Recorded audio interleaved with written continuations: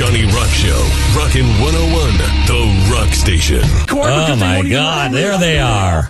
That's, rest in peace. That's our friend Crazy Cabbie arguing with Stuttering John. And we had Stuttering John on the clip of the day earlier talking about Crazy Cabbie. But we long lost Minnesota DJ Cabbie over the weekend.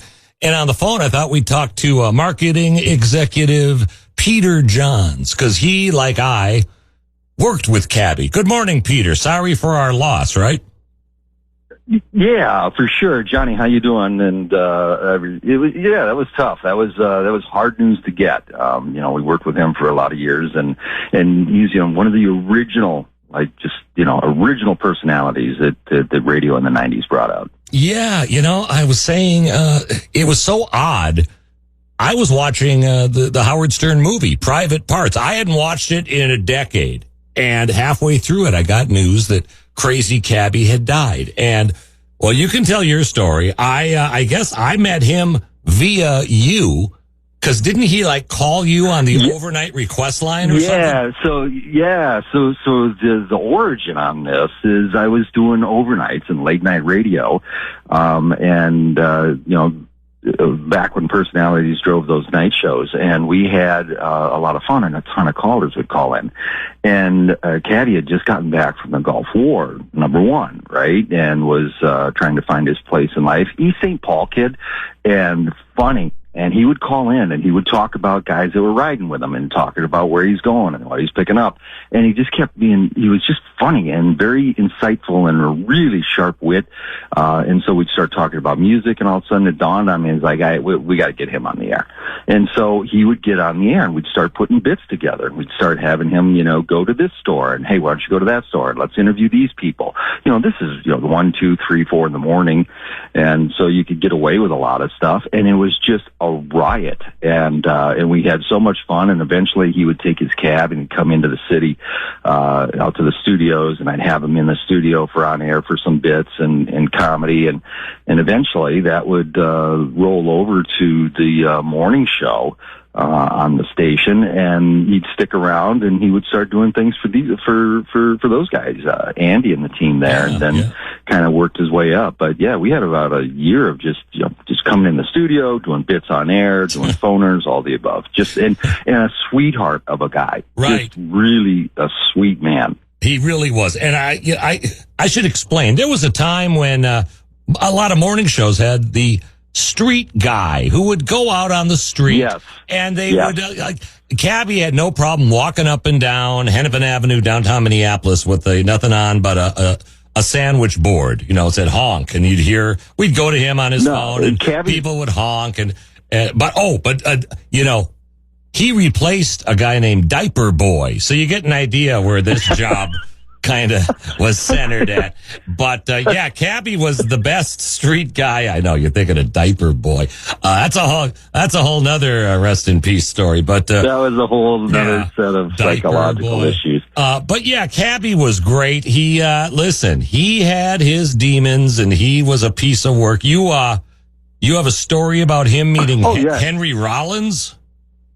Well, sure, yeah. So Cabbie actually became a little bit a part of our lives, right? And he would, I lived in Minneapolis, and he would come over and he would take care of our dog and hang out with our kids, and he would, in the neighborhood, I'd get phone calls because I'd be at work, and I'd get the neighbor calling because there was this crazy man dressed like Rambo in fatigues with a pretend plastic machine gun running down the streets on 40th and Sheridan in Minneapolis. Oh, God. And they would call and say, just because he was a lunatic trying to get attention.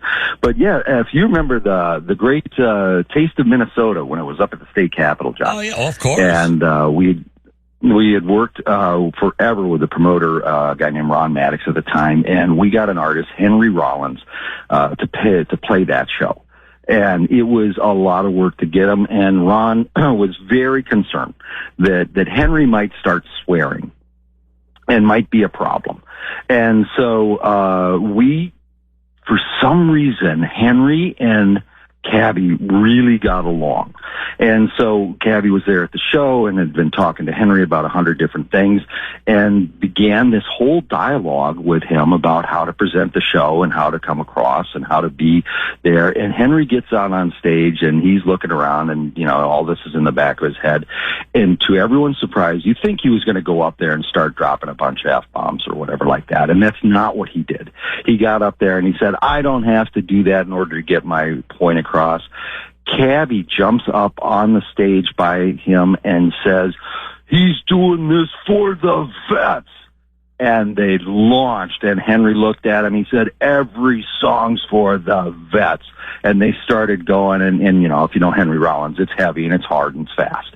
And so that was like one of these sort of like rock and roll transcending moments to watch these incredibly big personalities in front of, I don't know, I think we had 11 or 12,000 people that day in front of the state capitol, the whole scene coming together, and to watch these personalities launch. Those are things that just don't happen anymore that you see on a regular basis. And so that was exciting. And that was part of who he was. To me, that was just a crystallization of who this guy was. Funny, insightful, endearing, loving, and a lot of things going on between the years, but just made every situation explosive. And so that's what I'll always remember about him. Here's my explosive Taste of Minnesota Cabbie story. It's short. Backstage with Alanis Morissette, he farted very loudly and she walked away. So, yeah, thank you, Cabbie. That's Alanis Morissette. That's when we had her for free at the Taste of Minnesota. Who was her drummer? It wasn't. I think she had Taylor from the Foo Fighters. Yes. Yes. Correct. Yeah. So that was pre-Foo Fighters gig. Yeah. So, yeah. That was almost pre-Jagged Little Pill. But this is not the Alanis Morissette hour. We're remembering Crazy Cabbie, passed away over the weekend. We're talking to Peter Johns, marketing executive. We both worked with Cabbie. And, the man had been very sick for a long time. I talked to him maybe 6 months ago. Kane, our afternoon guy at the Edge, reached out to me and said, he's not doing well. Please, reach out. Right. He'd love to talk to you. And I'm really glad I did. If you ever have, a good example of somebody that I hadn't talked to in years, we weren't that tight. Once in a while we'd communicate on Facebook, but it's not the same thing. If somebody says somebody from your past doesn't have a lot of time, reach out, do it, because I'm so glad I did. He was great. And he was thankful that I said hi, and he was the same Cabbie that I remember. And again, the only guy that ever got fired from Power 92 and within 6 weeks was on the air on the Howard Stern show as a regular. That doesn't happen.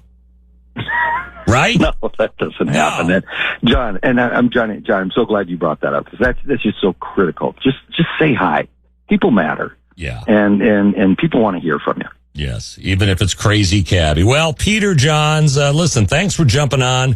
Share it. Great story about Henry Rollins. Another down-to-earth individual. But very much so.